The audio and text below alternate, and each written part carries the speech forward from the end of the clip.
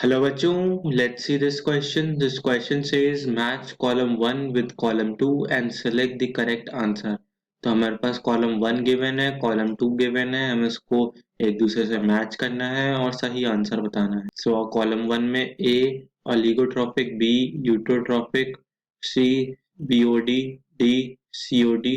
Column 2 में 1 nutrient rich, 2 biological oxygen demand, 3 chemical oxygen demand, 4 nutrient poor. So हमारे option हैं option A का 4, B का 3, सी का 2, डी का 1.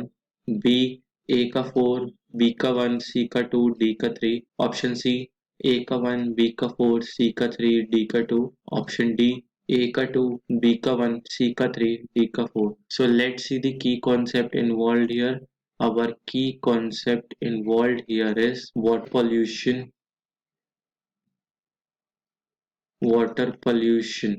तो वाटर पॉल्यूशन में क्या होता है कि there is contamination of water bodies, there is contamination of water bodies as a result of, किसकी वजह से, as a result of human activities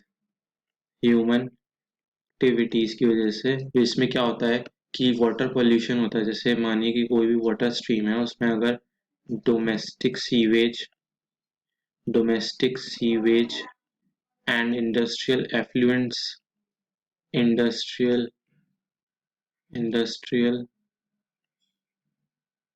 effluents discharge करे जाएं, डिस्चार्ज्ड इनटू वाटर बॉडीज, तो उसकी वजह से क्या होगा, पॉल्यूशन हो जाएगा उनका. तो अब होता क्या है, for example lake, if a lake is there, originally क्या थी, वो एक यंग लेक थी. तो उसमें क्या हुआ कि इट वाज ओलिगोट्रॉफिक मतलब low in nutrients, it means low in nutrients, lower productivity, lower productivity, clear water, clear water. तो दिस वाज आवर ओलिगोट्रॉफिक. फिर उसमें क्या हुआ, देन हुआ ड्रेनिंग. इस यंग लेक में क्या हुआ, there is draining of streams या अदर वाटर बॉडीज, स्ट्रीम्स और अदर वाटर बॉडीज. तो इसकी वजह से क्या हुआ, इसमें न्यूट्रिएंट्स आ गए, nutrients increase over time, increase over time. तो ये कैसी लेक बन गई, यूट्रॉफिक लेक, यूट्रॉफिक लेक हो गई. So what is this eutrophic lake, large amount of nutrients, large amount of nutrients, high productivity and dark water, dark water.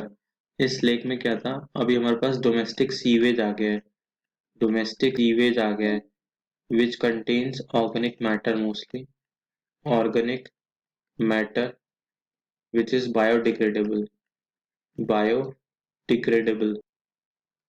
तो होता क्या है, सो क्या हुआ, इसको डिग्रेड करने में ऑक्सीजन यूज होती है. तो amount of oxygen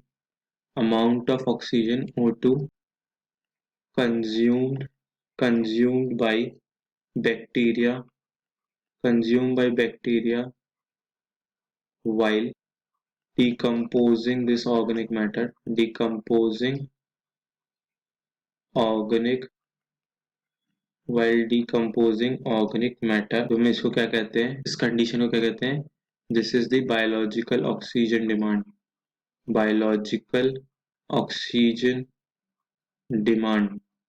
ये होता है बीओडी, जिसमें बैक्टीरिया या माइक्रो ऑर्गेनिजम्स यूज हो रहे हैं इस ऑर्गेनिक मैटर को डिग्रेड करने के लिए. अगर यहीं पे क्या हुए कि if there is amount of oxygen required for chemical oxidation, chemical oxidation of total organic matter